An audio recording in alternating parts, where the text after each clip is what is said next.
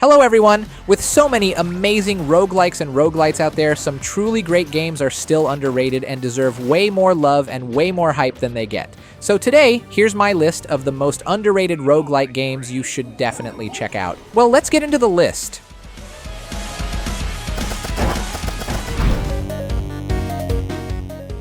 Dead Estate is a fast and fun horror roguelike that started on Newgrounds, and it still carries that classic cartoon style and wild personality.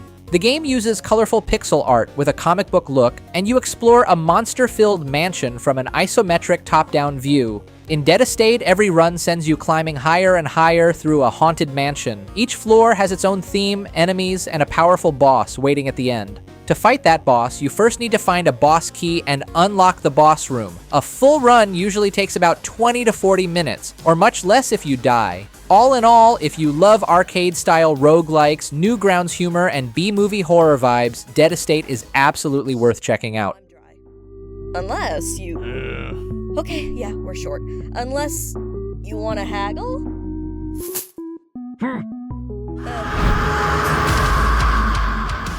Nightmare Reaper is a refreshing twist on the roguelike genre. While most roguelikes focus on cards or fantasy heroes, this one is a fast, chaotic first-person shooter inspired by classic games like Doom and Quake. The gameplay is simple and intense. You run fast, aim fast, and shoot everything that moves. You'll find a wide variety of weapons, from classic options like pistols, shotguns, and grenade launchers, to more creative choices like guns that shoot beehives, books that launch rocks, and even swords and shields. One of the coolest surprises is the upgrade system. Instead of a normal menu, upgrades are unlocked by playing short platforming levels that look like something straight out of Super Mario Bros. 3. It's simple, fun, and totally unexpected in a shooter game.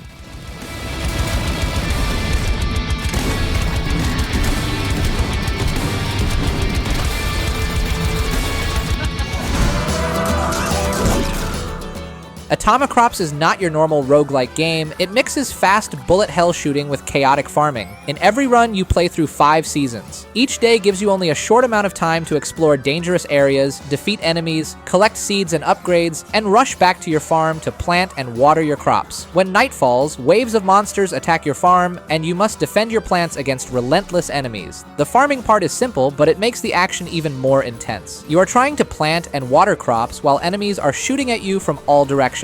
It becomes a fast and stressful mix of farming and fighting, where you are always rushing and making decisions under pressure.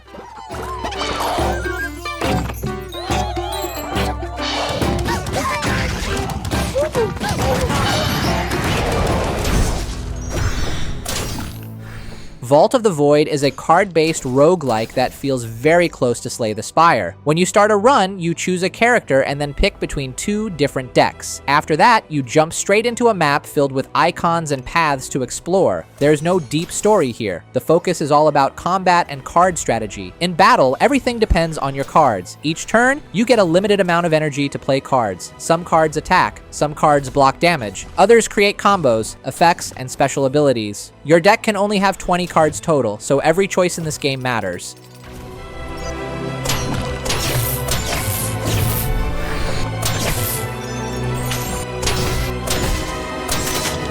I come. Baldi's Basics Plus is an active stealth roguelike that parodies cheap 90s edutainment with a subtle horror twist. You will play hide and seek with Baldi inside a school. Your goal is simple: collect all the green notebooks and make it back to the start without getting caught. But here's the problem. Every time you grab a notebook, Baldi gets faster. You hear the sound of his ruler slapping the floor getting closer and closer. That sound alone is enough to make your heart race.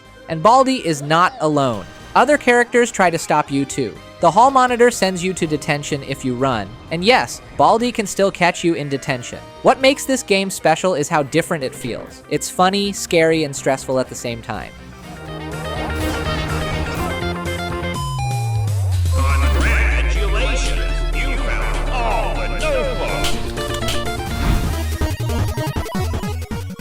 Star of Providence is a fast and chaotic twin-stick shooter roguelite. The game keeps things simple and exciting. It doesn't try to be huge or complicated. Instead, it focuses on fast action and pure fun. A full run only takes about 30 minutes, and each room lasts just a few seconds. The enemies and bosses are where the game really shines. Enemies work together to flood the screen with danger, and boss fights are intense but fun.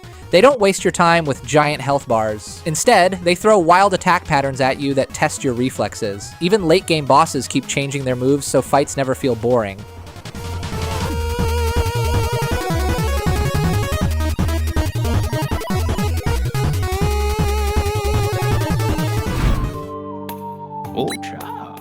dotAGE is a really addictive city builder roguelite. In dotAGE, you play as the elder of a village who has seen terrible visions of the future. The world is heading toward disaster, and it's your job to lead your people to a new valley and help them survive whatever is coming. You will build new structures, assign villagers to different jobs, and carefully manage your resources. But when your turn ends, the world fights back. Random disasters and events strike your village, and they get stronger over time. What makes dotAGE so addictive is how simple it feels, but how deep it becomes. You pick a building, assign a worker, then end your turn. That's it.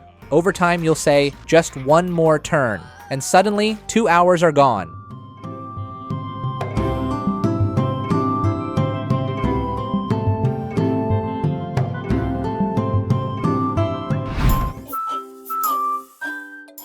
Coffee Caravan is a super cute and cozy roguelite time management game, and its art style is full of warm, relaxing vibes. The game is all about serving customers and moving across a map, kind of like choosing paths in Slay the Spire. Some stops are normal levels where you make coffee, while others are shops, treasure rooms, or mystery events. These mystery events can unlock new customers or change the rules a little, like giving you more tips or making customers lose patience faster. If a customer runs out of patience, you lose the level. But it's not too punishing. You only lose your unspent money and restart the map while keeping all the recipes and upgrades you already bought. So as long as you spend your money in the shop, losing isn't a big problem.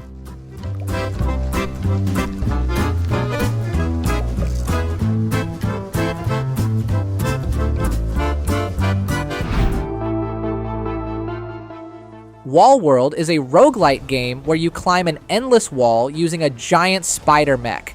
The gameplay is split between two things: mining for resources and fighting off waves of enemies. First, you drill into the wall and jump out of your mech to collect ores inside caves. These ores are used to upgrade your tools and weapons, but you can't relax for long. A loud timer warns you when enemies are coming. Many of them fly in and shoot acid at your mech, while others block your path on the wall. You only have about 20 minutes in each run. Fighting enemies gives you more time, and mining is a fast race to become stronger before the next attack. You never have enough resources to upgrade everything, so every choice you make really matters.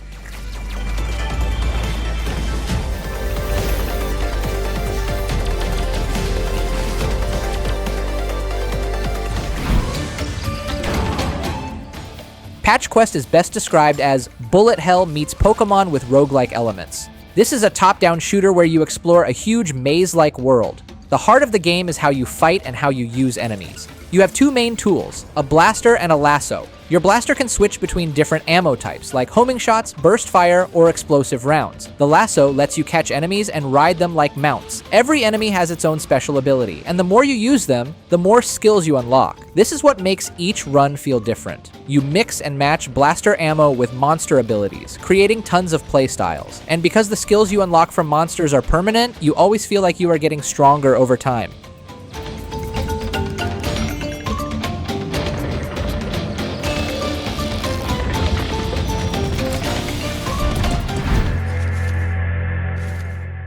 White Knuckle is a fast, intense first-person roguelite game about climbing your way out of a massive underground structure. Some people don't like that the game is a roguelite, but honestly, that's what makes it special. The roguelite design adds real meaning to every run. When you first start, you climb slowly and carefully, and each run can take a long time. Losing feels painful, but then something amazing happens. On your next run, you move faster, and you reach the same point much quicker. You can actually feel yourself getting better every single time, and that feeling of mastery is what makes the game so rewarding. And even though it's still in early access, the game already feels polished and well made, and it's exciting to see how much more it can grow in the future.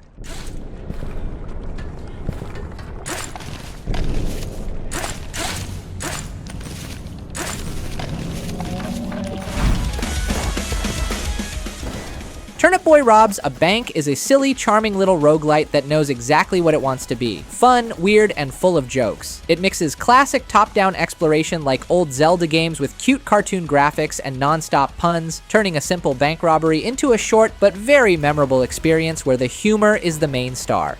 What really makes the game special is the writing. Every character feels goofy and full of personality, and the dialogue is packed with jokes that will make you smile or laugh out loud. That said, the game is pretty short and can feel repetitive because many rooms use similar puzzle ideas, and the combat never becomes very deep. If you're looking for a long adventure with tough challenges, this game probably isn't for you.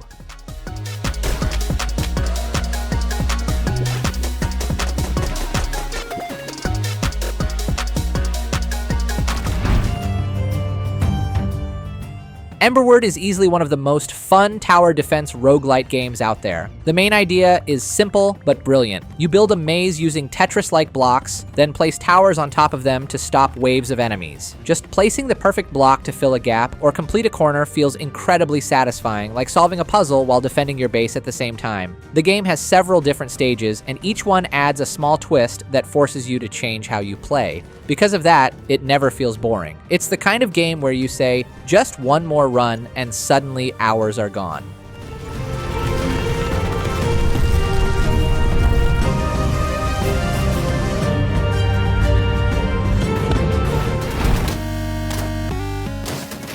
Jumping into a bottomless pit is scary, and that fear is exactly what makes Downwell so exciting. This game is all about falling fast into the unknown with only one goal: reach the bottom. The controls are super simple, using just left, right, and one action button. Press it on the ground to jump, and press it in the air to shoot bullets downward, which can break floors, defeat enemies, and let you hover for a short moment. When you die, you restart from the top with no checkpoints, so every run feels intense and meaningful. Even after many years, Downwell is still fast, challenging, and addictive. Every fall feels different, and every mistake teaches you something new.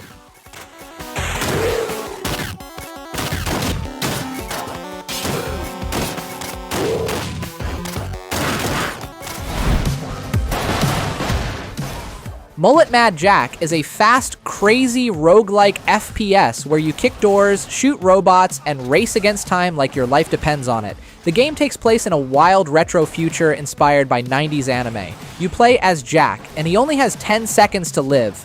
That timer goes down non-stop. To refill it, you must kill enemies fast and stylishly. If robots hit you, you lose time. If the timer hits 0, game over. Back to the bottom of the tower. Each floor has 10 stages. So yeah, this is a game made for pure adrenaline. If you love fast shooters and games that make you feel like an unstoppable action hero, this one is worth checking out.